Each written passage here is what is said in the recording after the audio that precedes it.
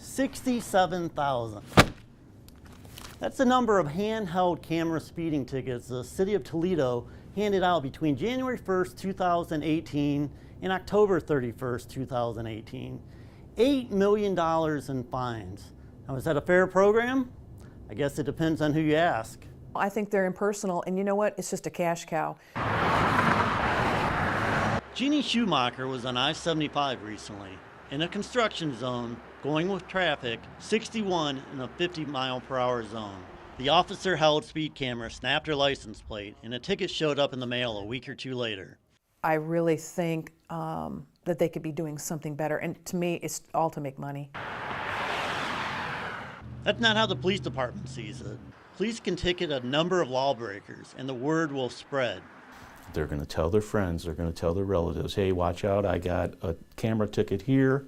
Okay, so it's the domino effect. There have always been stories that some municipalities target out-of-state drivers. Why? Because they won't come back to contest their tickets. Does Toledo do that? I wanted to know, so I pulled the records of the 67,000 tickets registered in the first 10 months of last year. But nothing jumped out.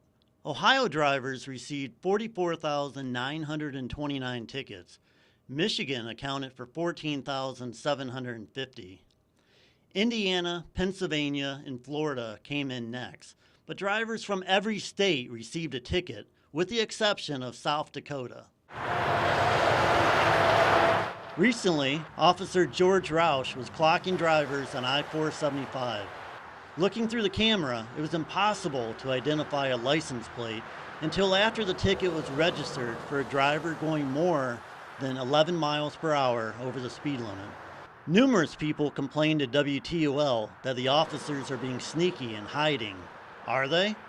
There's been situations where, some of the guys didn't quite think it through and they were in positions that could be viewed as hiding, but, we put a stop to that right away.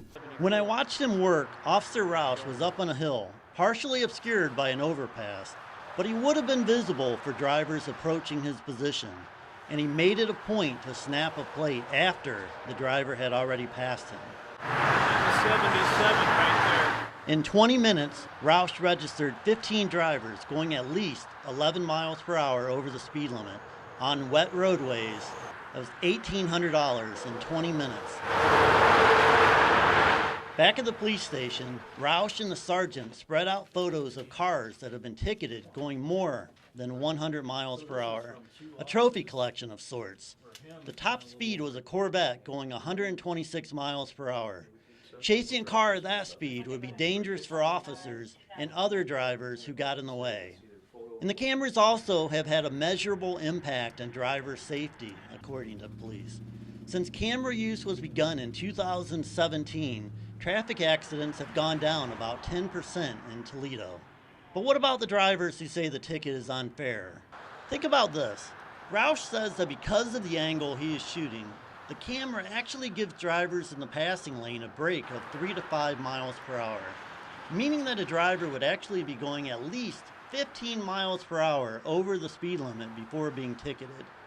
Even those who believe they're in a 60 mile per hour zone but are really in a 50 still are speeding. Several viewers complained to WTOL that they were ticketed during personal emergencies. So what about that? Yeah, we're not heartless. We understand people have problems. If they have a reasonable explanation for why they were speeding, and we would certainly like them to prove that explanation. And those $120 tickets can be canceled during one of the occasional administrative hearings downtown at one government center. On a recent Thursday, dozens of drivers pleaded their case.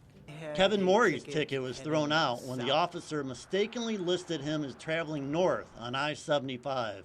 In fact, he was traveling south. They were polite, when they realized that they were kind of caught in a little bit of falsification of a document, if you will. So I was happy and cordial, and everybody was kind of like, "Yep, you're not wrong."